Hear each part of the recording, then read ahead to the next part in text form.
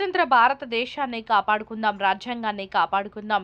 AICC పిలుపు మేరకు మంచిర్యాల శాసనసభ్యులు శ్రీ కొక్కిరాల ప్రేమ్సాగర్ రావు గారి ఆదేశాల మేరకు మంచిర్యాల నియోజకవర్గంలో లక్షెట్టిపేట్ మండలంలో పాత కొమ్ముగూడెం, కొత్త కొమ్ముగూడెం గ్రామాల్లో 5వ రోజు జై బాపు, జై భీమ్, జై సంవిధాన్ పాదయాత్రలో పాల్గొన్న మంచిర్యాల జిల్లా డీసీసీ అధ్యక్షురాలు శ్రీమతి శ్రీ కొక్కిరాల సురేఖ ప్రేమ్సాగర్ రావు గారు ముందుగా జాతీయ జెండా ఎగురవేసి మహాత్మా గాంధీ, డాక్టర్ బిఆర్ అంబేద్కర్ రాజ్యాంగ చిత్రపటాలకు పూలమాల వేసి నివాళులర్పించారు.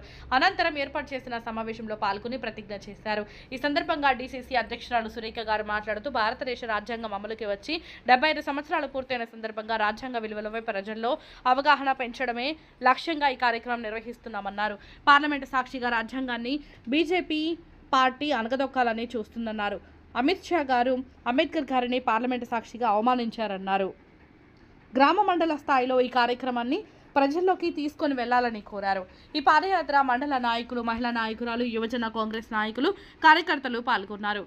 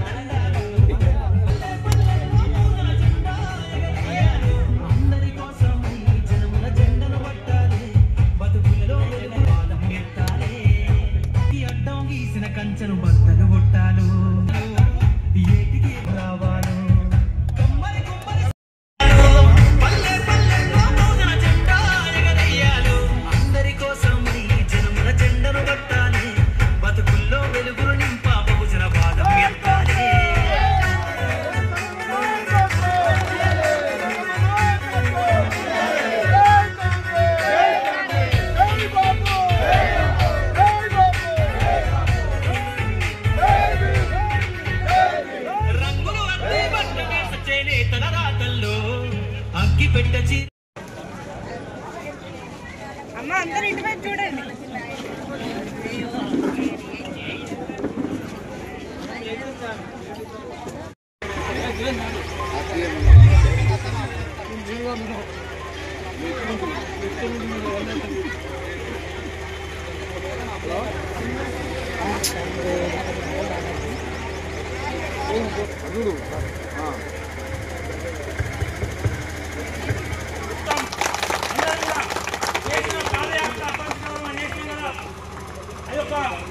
విషయం కీలకమ్మ గారి ద్వారా రాష్ట్ర వ్యాప్తంగా ఇదే వెళ్ళిపోతుంది కాబట్టి అప్పగించిన ప్రతి ఒక్క చెల్లె, అమ్మ, అక్క, పెద్దమ్మ, అన్న, తమ్ములందరికీ కూడా కాంగ్రెస్ తరఫున ప్రత్యేక ధన్యవాదాలు తెలియజేసుకుంటున్నాను.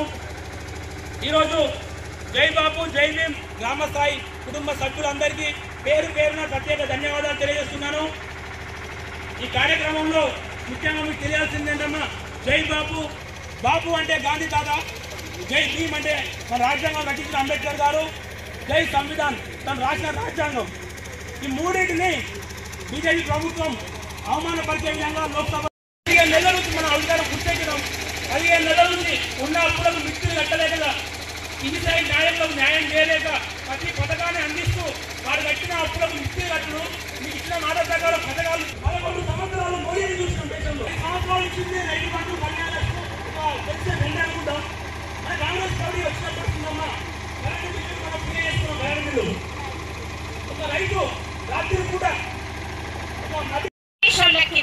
బ్రిటిషర్ల కింద 200 ఏండ్లు వాళ్ళు మనల్ని పాలించారు. వాళ్ళ కింద మనం బానిసలాగా బతికినాం.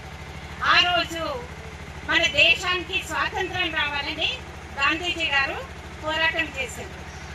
ఆయన 1920 నుండి పోరాటం చేసిండ్రు. అయితే ఆయన కాంగ్రెస్ పార్టీకి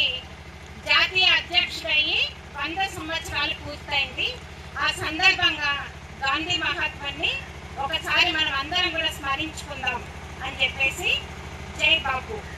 అలాగే జై భీమ్ అన్న నినాదం ఎందుకు తీసుకుంది ఏఐసిసి అంటే, అంబేద్కర్ని, మనకు రాజ్యాంగం రాసిన అంబేద్కర్ని నిండు లోక్సభలో అమిత్ షా గారు అవమానకరంగా, కేంద్ర హోంమంత్రి అమిత్ షా గారు అవమానకరంగా మాట్లాడిండ్రు.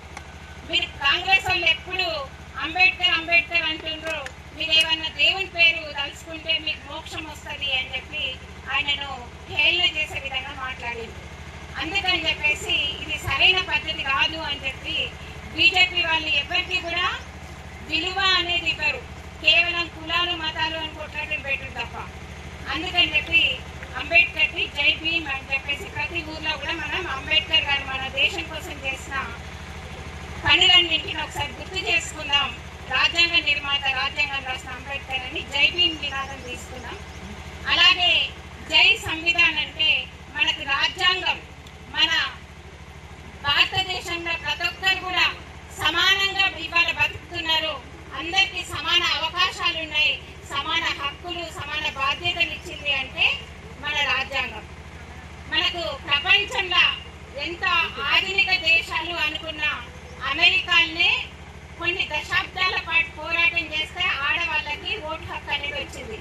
కానీ మన దేశంలో స్వతంత్రం రాగానే మగవాళ్ళతో పురుషులతో పాటు స్త్రీలు కూడా సమానం అని చెప్పేసి మనకు